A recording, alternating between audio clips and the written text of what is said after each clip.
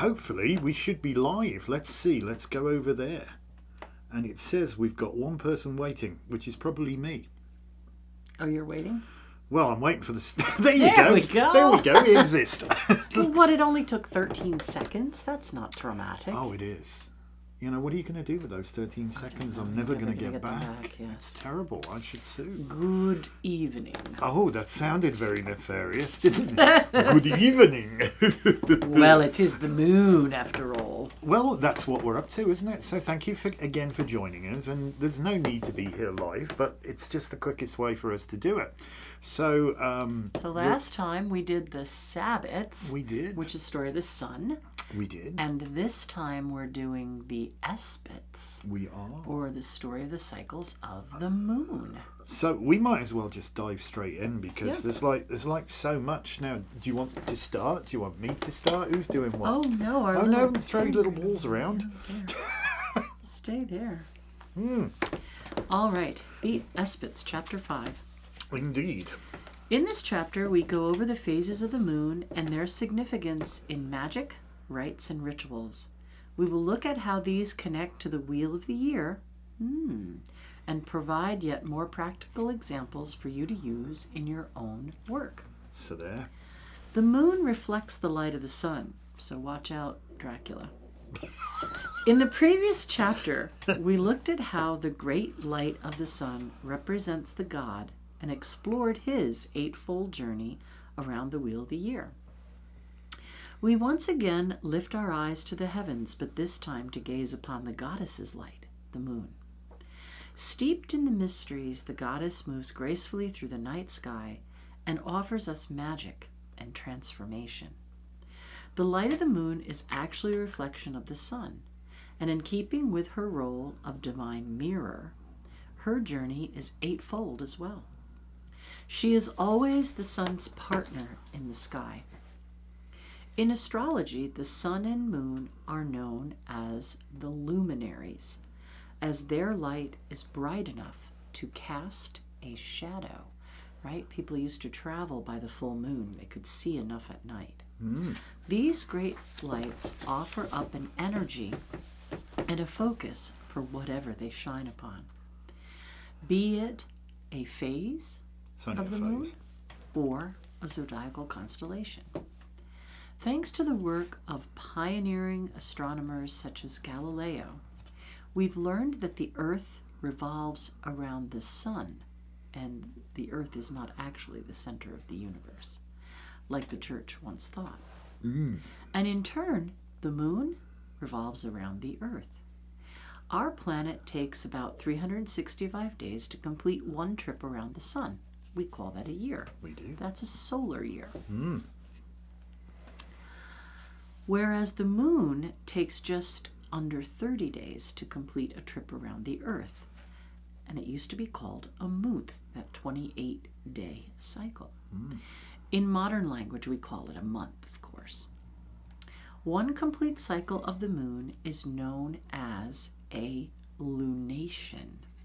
Now, typically astrologers would either call that term a lunation a new moon to new moon or a full moon to full moon.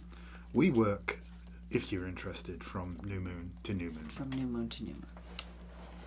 The 8 points that mark the sun's journey around the wheel of the year are called Sabbats, whereas the marks that the moon's journey makes are termed Espits. Although the moon's journey can be marked at 8 points in the cycle, it's not really common for you to hold an Espat rite for every one of these, simply due to time constraints. I mean, the moon changes signs about every 67 hours, if you're interested. So, so yeah, you'd be holding a ritual like once every 3.5 days. Yeah. If you were to honor them all, you'd be holding ritual, every 3 to 4 days, which is not really entirely practical. Although some people have time for ritual every day. Well, just after morning vespers. So you have a new moon, where you can just see that tiny sliver. You have a waxing crescent, a waxing quarter, a waxing gibbous, and then the full moon. then a waning gibbous, a waning quarter, a waning crescent, and we're back to the dark moon. As you do. Accordingly, many Wiccans choose to work only with full moon energies, taking their guidance from that line in the charge of the goddess. Whenever you have need of anything once in a month, then better it be when the moon is full. However, it is also perfectly clear from this statement that you could do magic as and when the need arises. That you can. Some groups hold rituals at the full moon and more like a teaching circle at the new moon, things they can grow with their group. In our tradition, sometimes we will add 2 more aspects to work with. All 4 of the principal phases, the new moon or crescent moon, the waxing, known as first quarter, the full moon, and the waning, known as last quarter. So that's about once a week rather than twice a week. Yep, because a fortnight, 14 nights, the difference between the new and full. Yeah. Yep. As mentioned earlier, the other 4 intermediate moon phases are rarely celebrated. Nonetheless, they are quite important in terms of magical timing, so we'll touch on them a little bit later. While on the subject of magical timing, it's worth mentioning that our energies of each of the moon's phase are considered to be good for up to 1 day prior or 1 day before, the day of, and 1 day after the exact time of that point in the lunation. Obviously, not everyone has the luxury of being able to drop everything and hold a magical ritual at the precise time, which could be sometime at early dark hours. 30. Yeah, dark 30, 2:30 in the morning. So it's good to know that there is some wiggle room here. When first starting out, don't get too hung up on the concept of magical timing. The timing of your work is important, but it's far more important that you have pure intent and a clear focus.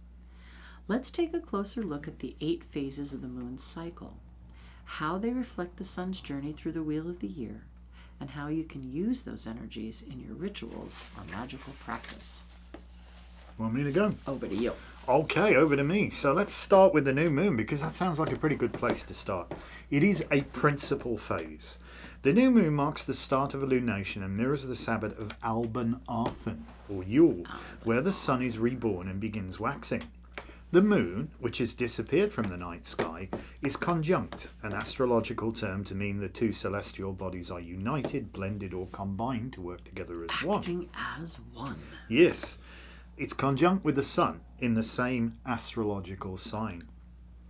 From a purely astronomical standpoint, the moon is not actually visible for 2 reasons.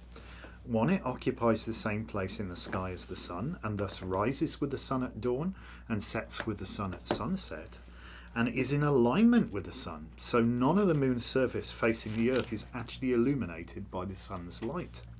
Think of it as the moon standing with its back to the sun. If you were somehow able to instantly jump to the surface of the moon and look back, you would actually see the earth standing full in the night sky. Think about that for a while. Something to ponder here is the fact that no matter where we are on Earth, we will always see the same face of the moon. It never changes. From our perspective, it would appear that the moon does not rotate on its axis as Earth does, because you see from where you're standing. However, that's not the case. If you're having trouble visualizing this, and I'm going to do this a second, hold up one hand with your pointer finger straight up and your other hand above it with the pointer facing down. You could do the pointer bit. Or you're going to do that. Okay. All right. That helps then. Thank you. So holding your first hand still, make a circle with your pointer finger around the other one. Notice how even though you're not rotating your finger, the parts facing each other are constantly changing. So here the nail is facing it, but here my fingerprint is facing it. So it's changing, but that isn't the case as the moon is rotating around the Earth. So what's actually happening here, the moon is tidally locked to the Earth, with one rotation on its axis taking about the same time as it takes for the moon to make one complete orbit of the Earth. Okay. This is a phenomenon known as synchronous rotation. This means that a lunar day is longer than our 24-hour day here on Earth. In fact, a lunar day is about 29.53 times longer, as it's equal to the synodic period of the lunation, the amount of time between successive recurrences of the same phase. Synod means to meet. Astronomical. So synodic. So in other words, to go from full moon back to full moon, for example, is synod. It meets at the same place. All right. So, however, in common with many other religions that tie their rites and rituals to the cycle of the moon, in our tradition, we wait until we can see just the tiniest crescent in the sky. The time just prior to this, the 3 days when the moon is not actually visible, is known to witches as the dark moon. And magic work during this phase has a very different connotation, how shall we say. Careful. Although this is a story for another day and well beyond the scope of the book, suffice to say that the dark of the moon is a time best suited to clandestine magics that have a requirement to be worked under cover of darkness to keep them out of sight. So before you hatch a cunning scheme to do just that, you would do well to read the section on ethics in chapter 8. And be aware that you too will be working in the dark. So you better know your stuff, all right? You might want to be mindful of this and wait until you see the crescent of the new moon for yourself before working your new moon magic. Want me to continue? Or you Sure. Okay. So magical energies of the new moon. Certain keywords and qualities.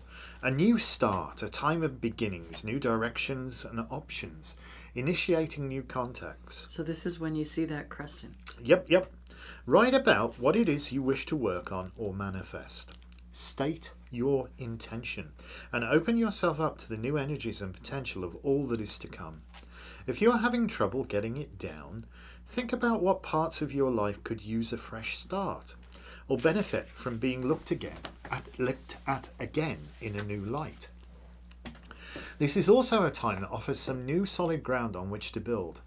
That said, be mindful, new moon energy can be very energetic and impulsive, making it tricky to navigate. The new moon's energy can also bring emotional confusion as the moon is so strongly linked to our feelings. Work to be specific in your goals and not get distracted from your true intentions. Can you just read for a second? Because I'm just going to step out and blow my snozzle because it's just started to run. I'm thinking that they didn't... okay. Here you go. Yes, no, I was just thinking about the Wheel of the Year and the phases, and I think... we do the mirroring as we come to... Right, I think you would look at that as Albin Arthen. I think he did say that. Waxing crescent, or the intermediate phase. This phase corresponds to the Sabbat of Gwalfryd or Gwalmer, Imbolc, and marks the beginning of this lunation's spring.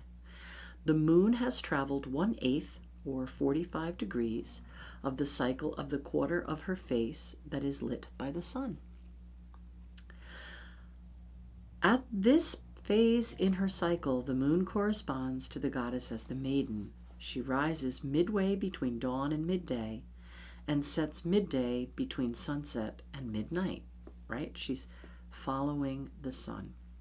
It's interesting to note that in the northern hemisphere, when this moon phase occurs close to the actual Sabbat of Gwalfryd, the crescent seems to be the outline or the underline of a pregnant belly.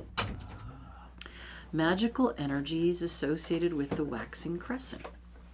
Key words and qualities. This is a time for the gestation of the seeds planted at the new moon. Your magical intention waits, slowly taking root and building strength and clarity. The crescent phase offers a way to be more deeply connected to the energies available. Your subconscious also holds your intention and begins to get involved, adding energy to your goal. Because of the connection to the hidden strength that is growing, be mindful and specific. Some putty tats trying to break hold in. your intention to be true. Make special effort not to be distracted or pulled backward into old patterns or karmic energies that you're trying to move forward from anyway. Don't let them hinder the work that you want to do by being held in the past. This is a time of the maiden, remember, and that's the terrestrial Sabbath and the goddess who plays a strong role. Shall I dive in? We should just let the cats in, because I think people would want to watch the cats more than us. No. What could possibly go wrong? So, first quarter, which is also a principal phase. This corresponds to the Sabbath of Alban Isla, Astara. The vernal or spring equinox, which we just had, where day and night are in balance. The waxing moon is now midway on her journey from new to full, having travelled 1 quarter, 90 degrees of a complete cycle, which is why it's called first quarter. All right, even though half of her is lit. All right. I know it's confusing, but she's gone a quarter way round. Right, the back half's dark, so we know. She's gone a quarter way round. All right. So, her energies are increasing as the crescent is getting bigger. This Sabbath again mirrors the moon's phase at this point. Half of the moon's face is illuminated by the sun to bring balance between light and dark. Cool part here. The moon rises at midday and sets at midnight, and thus can often be seen in the afternoon on a clear day. I always wondered when I was little, how come the moon is out now? But now you know. Now you know. Now I know. Not only that, you can tell what sign it's in and what Yeah, phase all it that is. stuff, and yes. all that kind of fun stuff.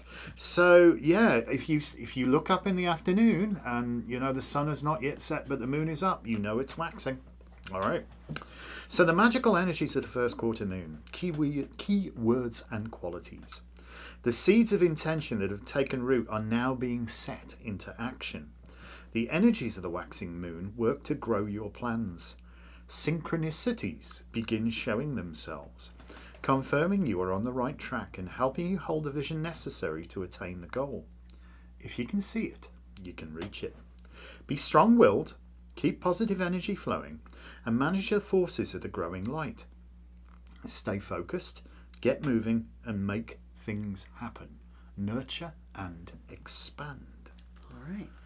Waxing gibbous. This goes with the terrestrial Sabbath of Callan Have, or Callan Mai, Beltane. This is the point of the moon's cycle where she mirrors the beginning of summer. The moon has now completed 3/8, or 135 degrees of her journey, and the light is growing much stronger with these 3/4 of her face being lit now by the sun.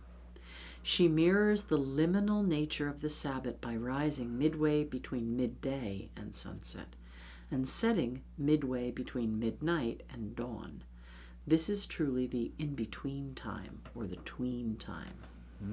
Because of this growing light, the moon is visible in the late afternoon and for most of the night. Magical energies to work with this waxing gibbous moon, keywords and qualities, passion, deeper connections take hold. With the support of its established roots, the plant now tentatively pokes its stem above the earth and a stalk begins to reach upward. Now is the time when you may recognize the importance of a good support system and feel the pull to connect with others who can be of service. This is usually a time of meeting and expanded communications, so pay attention to whomever you meet during this phase, as they could be just the person or networker you've been seeking to help you reach your goal. Many times, success comes from not just what you know, but who you know. Ain't that the truth?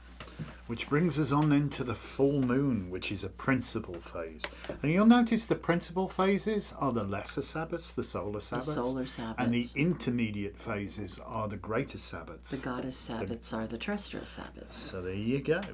So this phase corresponds to the Sabbath of Alban Heaven, or Litha, in old money. The midsummer solstice. The moon mirrors the sun at the peak of his power as her entire face is bathed in his glorious light. She has completed one half of her cycle, 180 degrees, and now stands on the other side of the wheel in the astrological sign directly opposite the sun.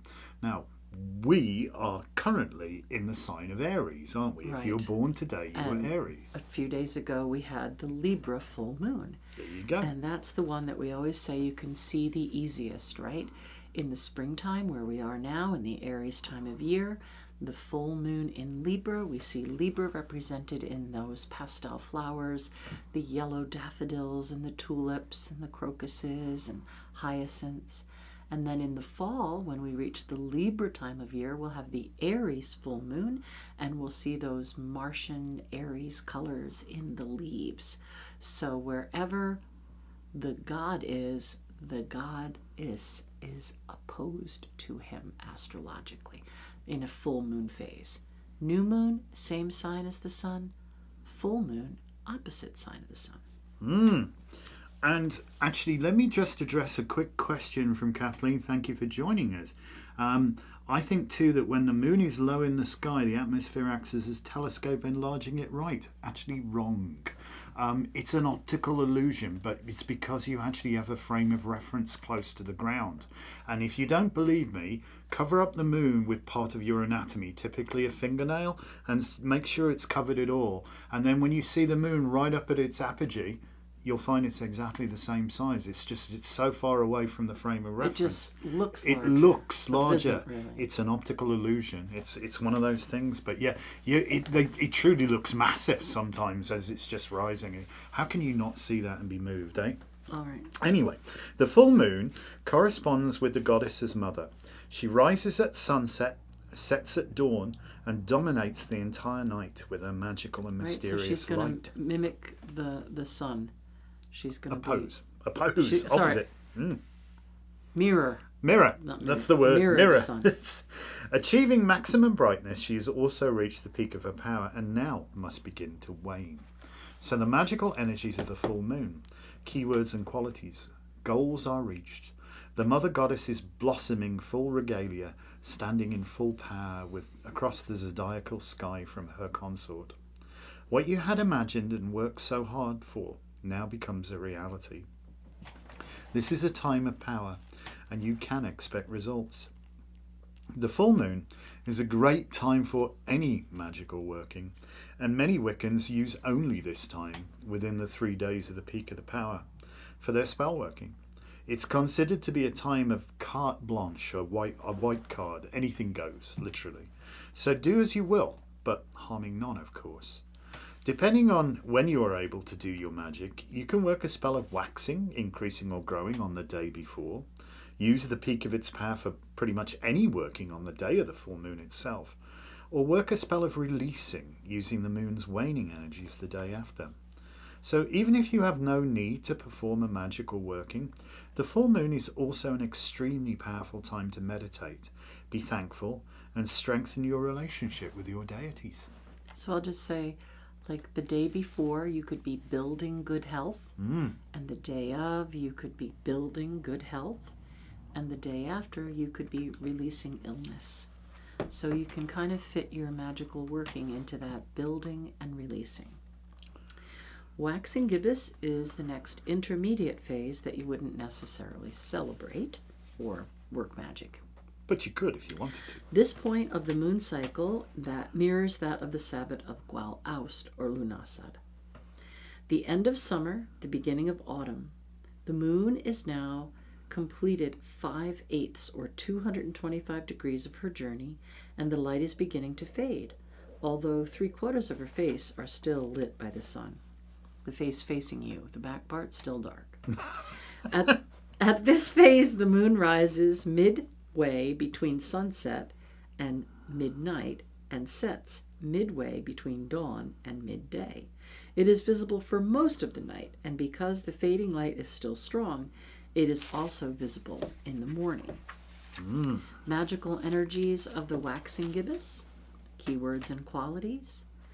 The key word for this phase of the lunation is validation.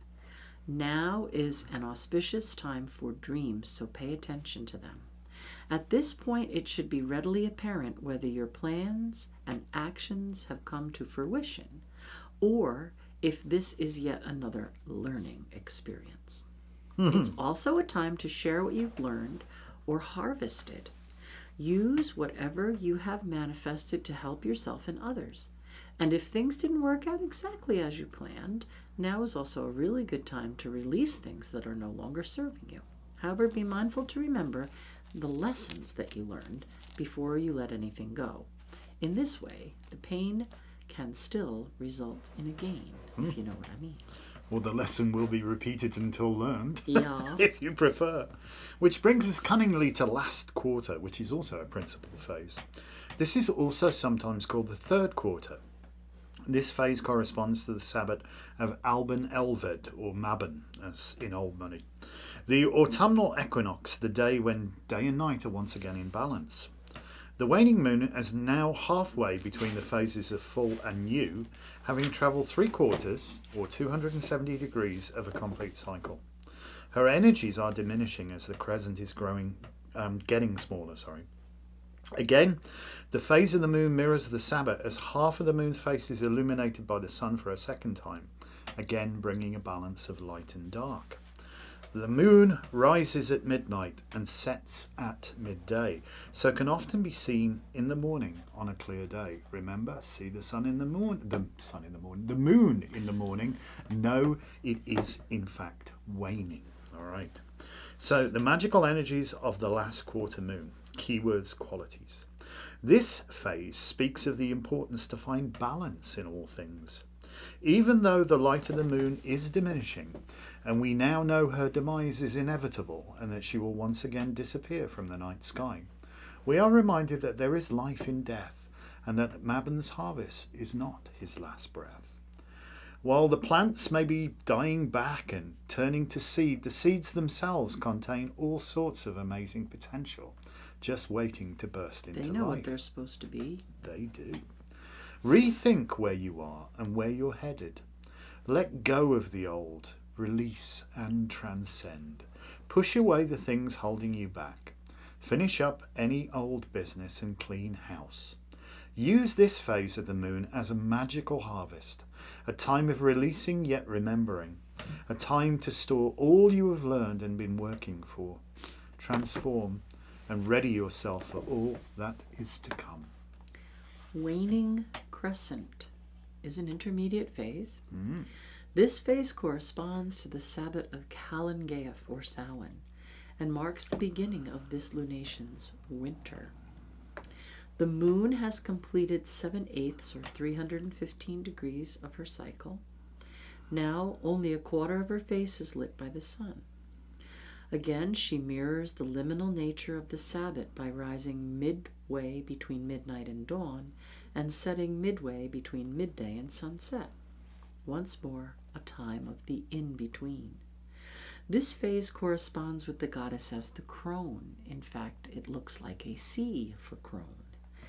In the same way that the crescent mimicked the outlines of the maiden goddess pregnant belly at Gwalfryd or Gwalmere when it was waxing crescent, now we could see this crescent moon in the shape of the reaping hook or the crone's boline.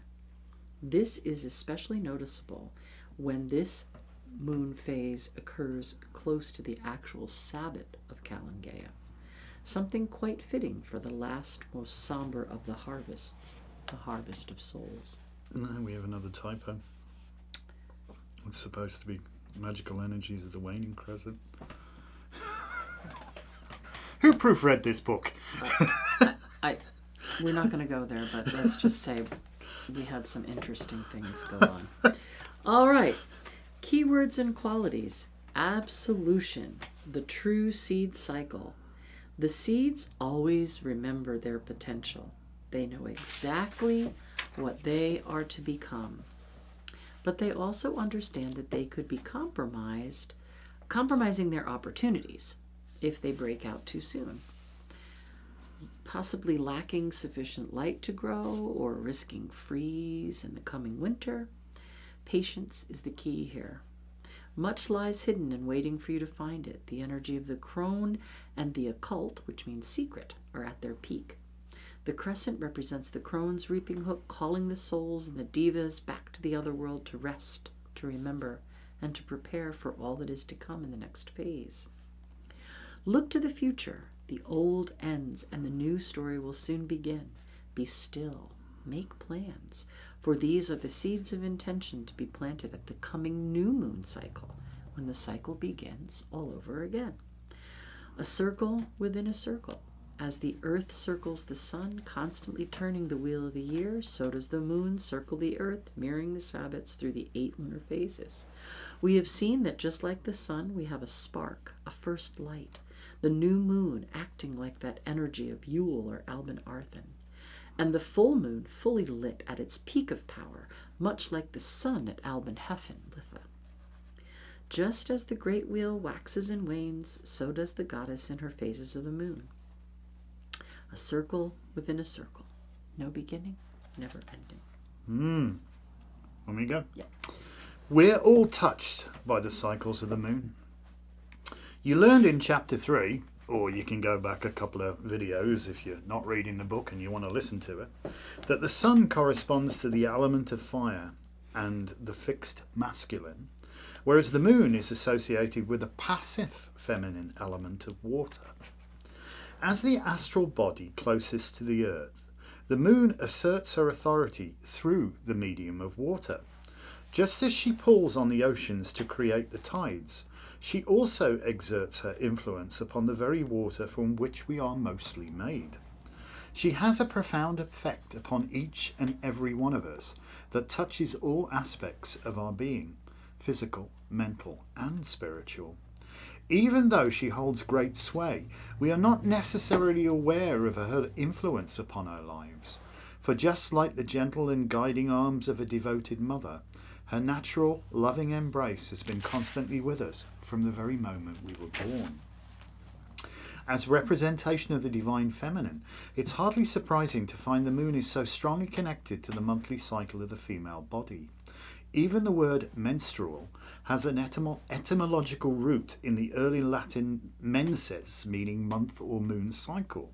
In fact, recent scientific research conducted by the Anthropology Department of Indiana University has identified a definite tendency for the female reproductive cycle to actually synchronize with the cycle of the moon's phases. We do quote the source in the book as well. It's long been thought that the moon also influences water in plants as well as the soil in which they grow. So the cycle of the moon is significant to those involved in agriculture. Oh, yeah.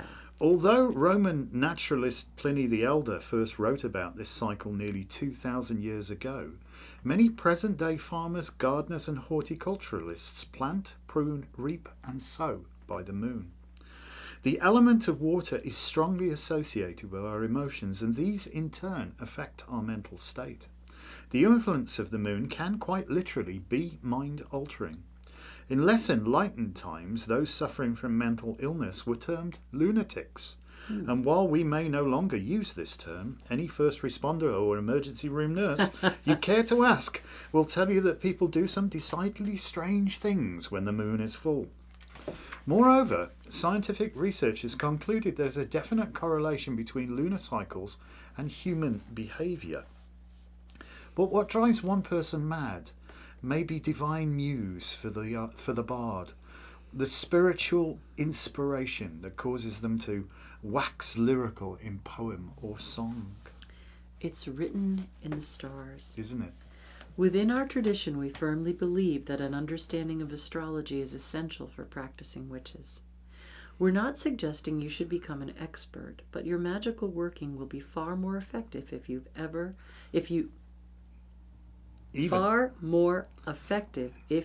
have even a basic grasp on the subject. The sun and the moon, or the god and the goddess, perform an amazing astrological dance in the heavens and offer a vast scope of magical energies on their way around the zodiac. If you're interested in astrology, it really is fascinating. In common with the theme you see from where you're standing, astrology is geocentric and looks at the movement of the sun, moon, and the planets in relation to the fixed stars of the heavens, as viewed from the earth. When our earliest ancestors first gazed upon the night sky, it probably wasn't too long before the more observant of them noticed that the sky above their heads was moving. A cauldron that was stirring. Stir the cauldron. These early astronomers started to recognize patterns in the grouping of certain stars, shapes that resembled animals or other objects, so they gave those constellations names. Incidentally, this act is how astronomers got their name: astra, star, noma, name, literally, star namer. They observed how the stars not only revolved around their heads each night, but that certain constellations also seemed to travel across the sky over the course of a year. They would disappear below the horizon into the west, like the ancestors, and then reappear above the eastern horizon on a later date. They saw how these movements coincided with the changing seasons, and that they always happened at the same time of the year. They studied the movements of the sun, the moon, and the stars so well that they were able to recognize the cycles and patterns of these astral bodies. The intricate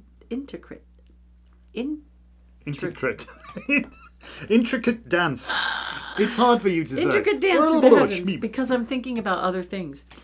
Before too long, they were able to look at the heavens and say with some degree of certainty when the first snows might fall and when the danger of the frost had passed. They had learned to read the language of the stars, astrologos, and the science of astrology was born.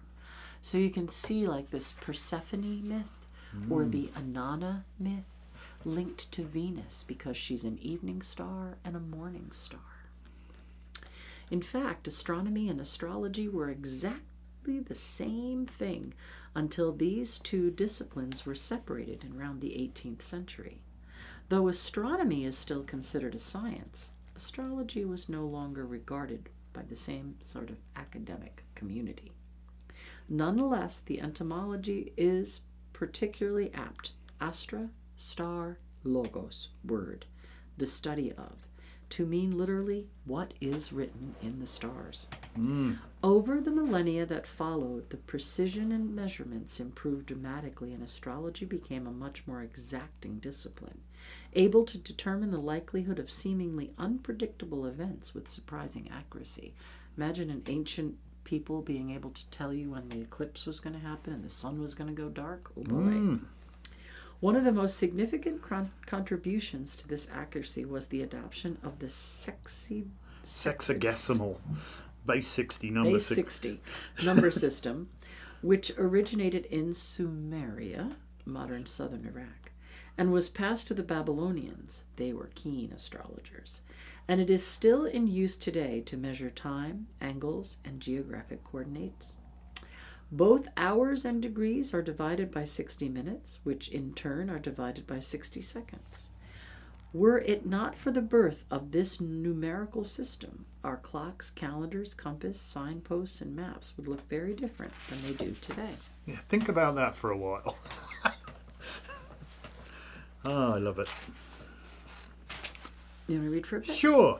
Many of us have a built-in aversion to math, just like the thought of a base 60 numerical system is likely to trigger anxiety. In fact, it's easy to, it's actually programmed into our bodies. That's the thing. The numbers by which a number can be evenly divided are known as factors, and the number 60 is no less than 12 of them. The numbers 1 through 6, as well as 10, 12, 15, 20, 30 and 60 itself. The large number of factors greatly simplifies things when dealing with fractions. And of all these factors, the most significant are the numbers 5 and 12. But enough with the scary math. Look at your hand. You can easily count to 12 on just one hand by using your thumb to point to each finger bone of your forefingers in turn. 1, 2, 3, 4, 5, 6, 7, 8, 9, 10, 11, 12. Look at that. How about that? Using the thumb and four fingers on the other hand as a tally, you can simply repeat this action 5 times to get to 60. Now look at the face of a clock. If only we had one here to show you. But look at the face of a clock. It's divided into 12 hours, with each hourly division representing 5 minutes. Again, we use 2 hands. The big one to tell us the minutes, 12 by 5, and the little one to tell us the hours. Chances are that you actually learned to tell the time long before you had any real mathematical skills to speak of, or indeed any knowledge of the sexagesimal, base 60, number system. But whether you realise it or not, we are inherently attuned to it. For even the optimal resting heart rate of a healthy adult is 60 beats per minute. I even notice 1 beat per second sounds right. Donk, donk, donk. Coming back to astrology, it's now easy to see why the Babylonians divided the constantly turning circle of the heavens into 12 parts and identified each of them by their prominent constellations. And just like that, the zodiac was born. Zodiac, circle of animals. On our journey around the wheel of the year, the sun with the moon in constant chase moves through all 12 signs of the zodiac, spending about 30 days in each. In astrology, your sun sign, or your natal sun, Your birth sun. is the part of the zodiac where the sun is standing at the time of your birth. Whether you're born at night or not, the sun is still there. Right. Think about what sign of the zodiac your sun sign would be if you were born this very day. Aries. Aries, all right. If the moon is new today, it will be in the exact same zodiac sign as the sun. And a few weeks ago it was. But if the moon were to be full, it would be standing opposite, like a mirror in the night sky, directly opposite. Which it was on the 12th. Reflecting the full light of the sun. And we got an eclipse. And there you go.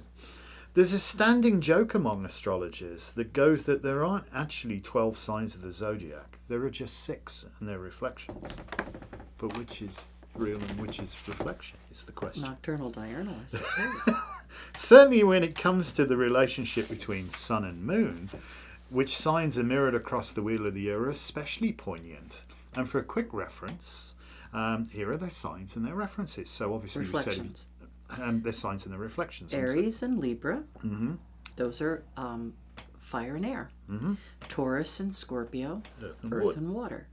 Gemini and Sagittarius. Fire and air. Air and fire. Cancer and Capricorn. Water and earth. Leo and Aquarius. Fire and air. Virgo and Pisces.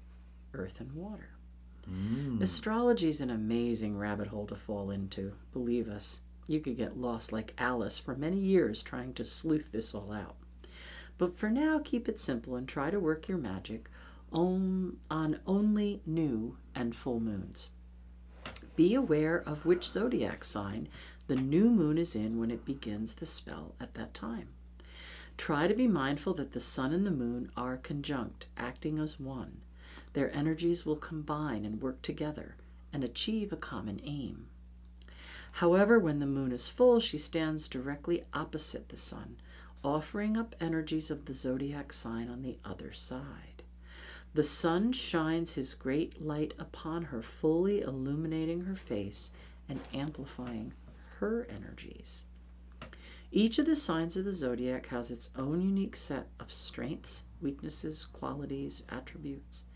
But as this is not intended to be a book on astrology, we really don't want to get completely lost down that rabbit hole by going too deeply into that.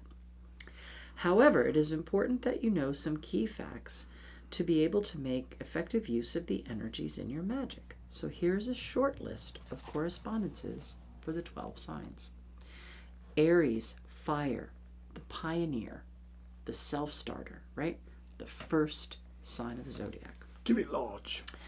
Taurus, earth, grounding, positive financial energy.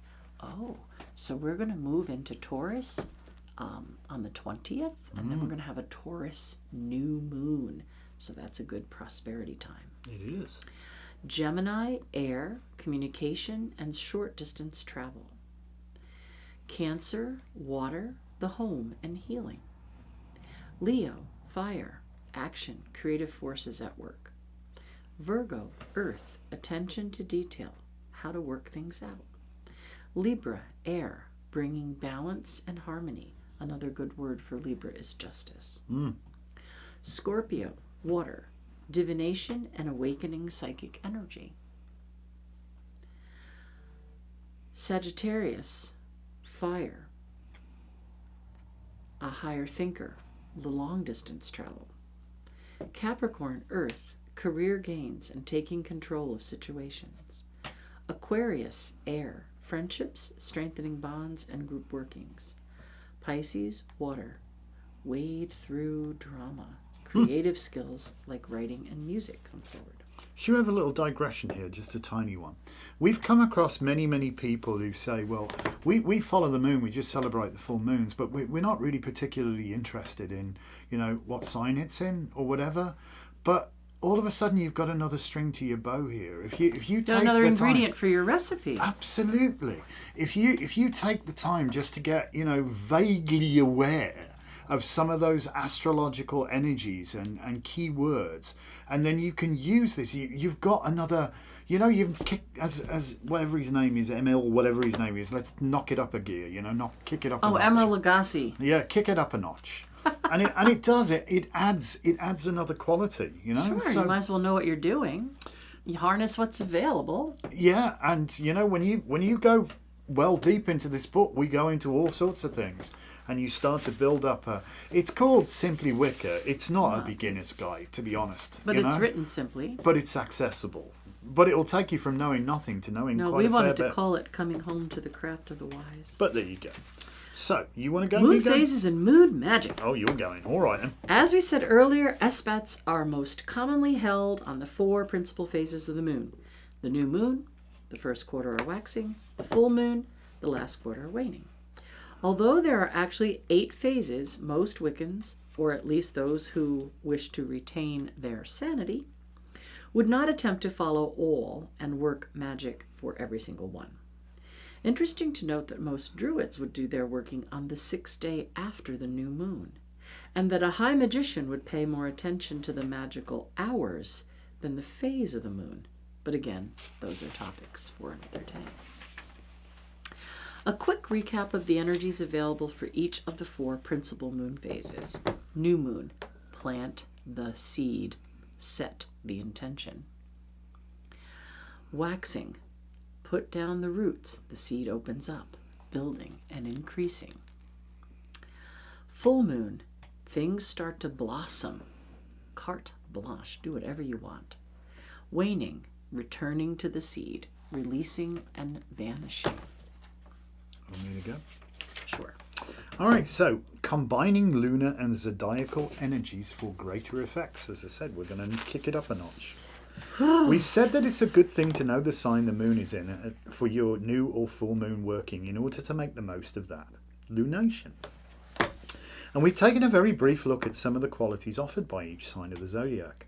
Now let's explore how we bring both together to make the most effective use of energies in your magic. To effectively harness the energies being offered does, however, require a little thought and planning.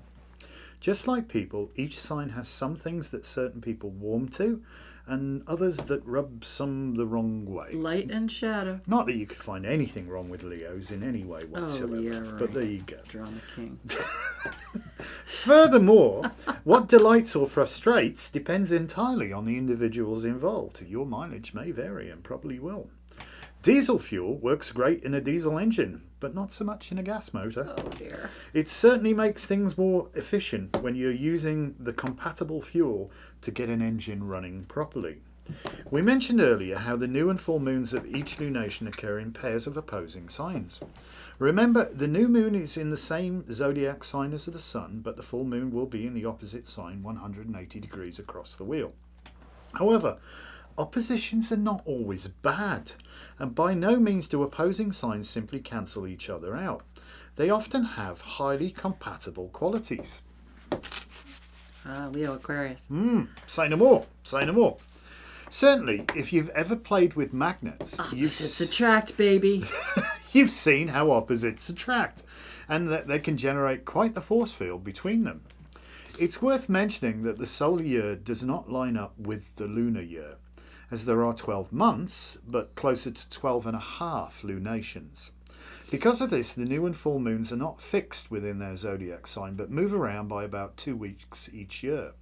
So if you're reading this now and the new moon is toward the beginning of the sign, midway through the year, you may notice it shifts, being towards the end of the sign. Right, because right now, the new moon is going to be in 2 weeks when we're kind of just into Taurus, where the full moon was on the 12th, almost the end of Aries. Yeah, it's so they do they'll shift. swap around. They do shift and they'll change. So you might also have noticed that the dates for each sign can vary by a day or two. Well, actually, like about 3 days. More than that.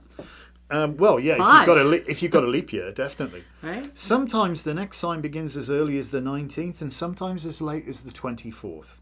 But rather than get bogged down in the details, we've listed the average start and finish dates for each zodiacal sign. For the most part, these dates cover the vast majority of your magical workings, but if you're planning a ritual very close to the date on which the sign changes, you might want to consult an ephemeris to be completely sure. We would recommend that, One of these things. Don't cock up. Little toes. Check. Prior planning and preparation, remember? Yes. So when reading through this guide, remember that we focused upon the signs and their reflections across the wheel. So the signs are always listed in pairs, all right? So why don't we start with this one, because we ain't long at it. Aries new moon. Aries typically March 21st to April 20th. The element, energies and attributes are fire, the pioneer and self-starter, offering up energy to get you motivated, a time to begin a new project. So practical magic might be working with candles to inspire and kickstart your new idea. So then paired with that, we have the Libra full moon. Which we just had. With the sun in Aries, all right? So element, energies and attributes, we're talking the element of air, which is balance and harmony, offering energy to bring justice and peace to a situation, settling differences and calling a truce. So practical magic here could be using a feather quill pen to write out your desires for peace. Taurus new moon, April 21st to May 20th. Now, I think it's going to start on the 20th this year, so that's what we mean. It can move a day or so. Elemental energies, earth, grounding and protection, set of focus, root and intention. Practical magic. Maybe you want to program a hematite crystal for protection to use over the next couple of weeks. Again, Taurus is also a great time for money. Scorpio full moon, when the sun is in Taurus. Water, awakening your psychic ability, work with divination, spirit guides, guardians, and see your way forward. Practical magic might be scrying, looking for answers, dripping wax onto water and seeing the messages that the wax images make. Scary stuff. Want me to go? Yeah, we'll do every other. We'll do every other? You'll do the masculine air and Okay. fire, and I'll do the feminine. That sort of earth works and then, doesn't water. it? So that brings us then to Gemini, which typically runs May 21st to June 20th. And here, obviously, we're in the element of air, communication, short distance travel. Outline written projects, begin to make plans that involve the understanding and cooperation of others. So practical magic could be write an enchantment to get things moving in your head. For example, money is flowing to me in all good ways. Then we come to the full moon, which is in Sagittarius with the sun in Gemini. Here we're dealing with fire. And now with Sag, the higher thinking, long distance travel. Set plans, vacation plans, and safe travel into motion. Perhaps program a leopard skin agate crystal to use as a safe travel charm. Cancer new moon, June 21st to July 20th. Water, the home and healing, a great time for house cleansings as well. Practical magic, maybe create some holy water using moonstone, ritual salt blended with spring water. Charge it with Cancerian energy and sprinkle it around your home for cleansing and clearing. And you could also use that for healing. Capricorn full moon, when the sun is in Cancer. Earth, career and taking control of situations. Use this energy for financial gain and prosperity magic, or finding just the right job for you. The practical magic part might be using green ink to write what you wish to manifest. For example, I am living a joyful and abundant life. Read this to yourself every morning when you're at your altar over the next 2 weeks. Very powerful magic, man. So, I am. Two most powerful words in the English language. Leo new moon then, July 21st to August 20th. We're obviously fixed fire here. Action and beauty. Work on your appearance, your confidence, or your self-esteem. Practical magic here might be to energize some new clothes. Place the energy of confidence in their fibers. And whenever you wear them, let yourself feel beautiful. Aww. So, working then, of course, with the opposition is the Aquarius full moon with the sun in Leo. Here we've got the element of air and friendship and group work. This is a great time to circle with friends and offer magic on behalf of others, harming none, of course. So maybe invite others to work with you. Each be the battery to charge each other's good wishes. That works really well, doesn't it? Yeah, that's how I found you. Virgo new moon, August 21st to September 20th. Earth, attention to detail and working things out. This is a good time to start a new diet or a fitness program and use this energy to make solid plans. Practical magic might be to begin a food or exercise journal and dedicate it in your circle under this new moon. Opposite that is the Pisces full moon while the sun is in Virgo. Water, dealing with drama and being creative. Great energy for dealing with the pettiness of others. It's also a good time to start to write poetry or create music. Practical magic. Let this full moon's energy become your muse. Open yourself to write a story about the gods, which may inspire others to be. Not to be so difficult. Okay. Yeah, because that's the Piscean thing, isn't it? You know, they like to complicate things sometimes. It's all right. Bless them. Bless them. So, Libra then, the new moon. This would run September 21st to October 20th. We're dealing with the element of air, balance and harmony. Practical magic here could be perhaps create a clearing incense or maybe use sage. Cleanse and clear your mind. Work to seek a balance within your heart center. And across the wheel, we have then Aries. See how it mirrors? The sun is in Libra, the full moon is in Aries. So again, we're dealing with fire, pioneer, self-starter. This moon offers energy to manifest your passions and desires. So maybe here's a good time to carve a candle to manifest your desires and burn a little of it each day for the next couple of weeks. Scorpio new moon, October 21st to November 20th, water. Awakening the psychic abilities. The energy allows us to begin to look inward. Practical magic. This would be a good time to do more self-exploration and begin to set out a plan of an esoteric study. Across the way, the full moon in Taurus when the sun is in Scorpio. Earth, beauty and luxury. Good energy is being offered for prosperity or love magic. Love magic. Write your wishes on a small piece of paper and bury them in a potted plant and let their wishes grow. Which brings us then to the Sag new moon, November 21st to December 20th. Here we're obviously fire and the Sag is the higher thinking, long distance travel. Explore and learn about other cultures. This energy promotes a search for the truth. We can now use some of the knowledge gained to move ourselves along. So what about practical magic? Cast your sacred space and maybe go on a past life meditation. You may find out why you're so interested in places you've never visited in this incarnation. And across the wheel, we'll find the Gemini full moon when the sun's in Sagittarius. And if you remember, it's all about air, communication and short distance travel. Flirtation and inquiring minds that need to know. Communication is a key element of Gemini, and this moon offers great energy to network and to get to know people. So maybe make a list of the kinds of people you wish to draw into your life. It can be for career or just expanding your social network. Consult a divination tool such as the tarot and ask how you can meet them. Capricorn new moon, December 21st to January 20th. Earth, career and taking control of situations. Offering an energy of accountability. We can rejoice in all that we are and make plans for positive changes that we intend to bring about. The practical magic might be starting a savings or a piggy bank and charge it with the new moon's energy. Start adding a dollar bill you have anointed with oil that corresponds to Capricorn or to Saturn. Then add funds to it every day and watch it grow till you've reached a goal. Across the way, when the sun is in Capricorn, the full moon is in Cancer, water, home and healing.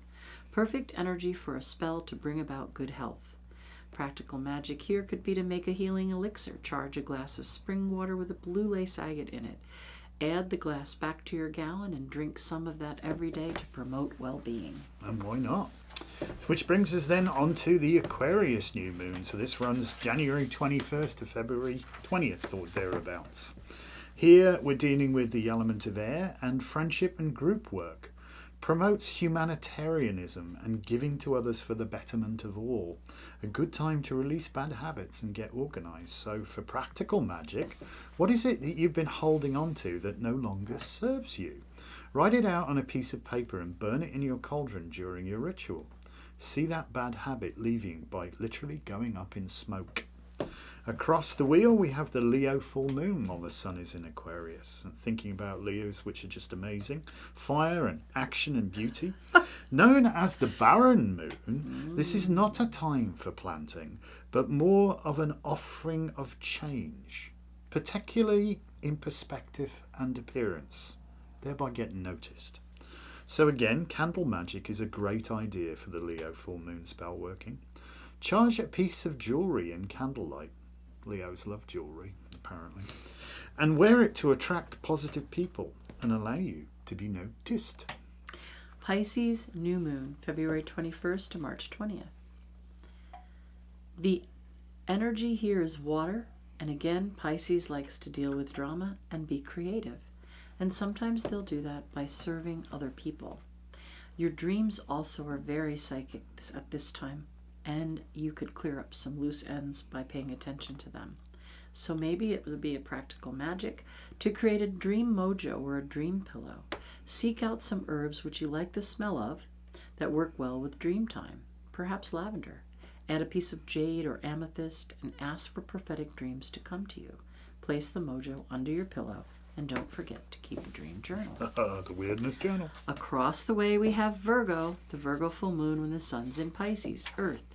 Again, attention to detail and working things out. Offering an energy to heal past hurts or clear karmic ties. Create a plant familiar.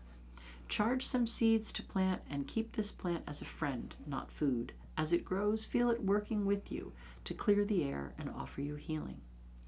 In magic, timing is important. However, if the need is great, any time can become the right time. The universe will listen. Remember the words whenever you have need of anything. Let's say someone is very ill in the days leading up to the full moon. We should not do a spell to banish the illness, but instead perform a working to increase good health. Similarly, if we have the need to perform a prosperity spell prior to the new moon during the time of waning, then perhaps we should look to banish the debt instead of trying to increase our wealth. Holding your true intention, you can always adjust your working to match the energy available. More information on spell work and magical timing will be found in Chapter 8. Chapter 8. Summary? You want me to? Sure. So, in this chapter, we've looked at the mystical and magical moon as representative of the goddess or divine feminine, and explored her connection to water, fertility, and the very soil itself. We've seen how her lunar cycle mirrors the journey of the god or divine masculine around the wheel of the year, and how the principal and intermediate phases of her cycle reflect the energies of the 8 Sabbats. I bet you guys hadn't thought about that before, unless of course you did the Craft of the Wise course. You've learned about the magical energies that each moon phase offers, and touched on the fascinating esoteric science of astrology to explore how these energies are affected by the moon's journey through the zodiac. But we've only just started. Finally, we've shown you how you can effectively combine the available lunar and zodiacal energies, by providing some practical examples that you can use within your own magical workings. When you first set out on this path, which may not be very familiar, you may not be very familiar with the phases of the moon and unable to determine exactly where we are within the cycle just by looking at the face of the moon. But as you learned in Chapter 2, the secret is not to look, but to observe. Don't just glance up at the moon. Really study its face. Do this as often as you can, and for as long as you can, I would add. And truly before long you'll become familiar with her face and able to recognize where she is in her cycle just by looking. I know we've gone over quite a lot in this chapter, so take a break, stretch your legs and let it all sink in. Go outside. Gaze up to the heavens and ponder the amazing dance that's unfurling above you. Don't be in a rush. Take as much time as you need. Remember, it's about the journey, not the destination. Right. So you can see that we are in the start of the astronomical year, in the time of Aries. And you know that we just had the Libra full moon a few days ago. So if you went out and looked now, you would notice she's starting to wane. Also, Venus has gone from evening star to morning star. So if you get up really early, you'll be able to see Venus as Persephone or Inanna rising from the underworld. How lovely, isn't it? Well, that's spring now. We're coming back to life. Coming back to life. Yeah, because she's evening star in the fall, Right. but morning star in the spring. Demeter has found her daughter Persephone, and the greening is about to begin. There's just an absolute plethora of myths, but they all speak to the language of the stars, and it truly is as above, so below.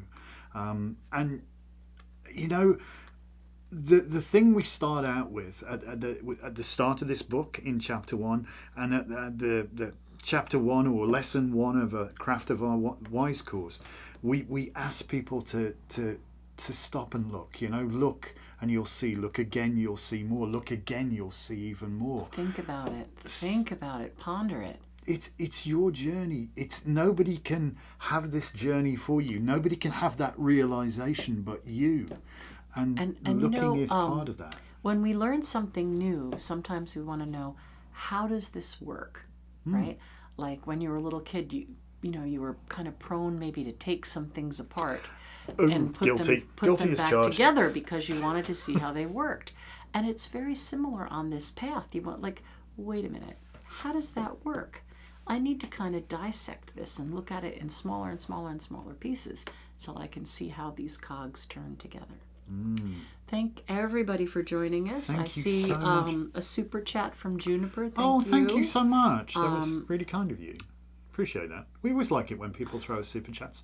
Gratuitous tips are always welcome. Yeah. So there you go. So there you go. Well, Kathleen, if you're working with candles and cats, I suggest electric candles or battery-operated ones. You do know your cat's on fire, right?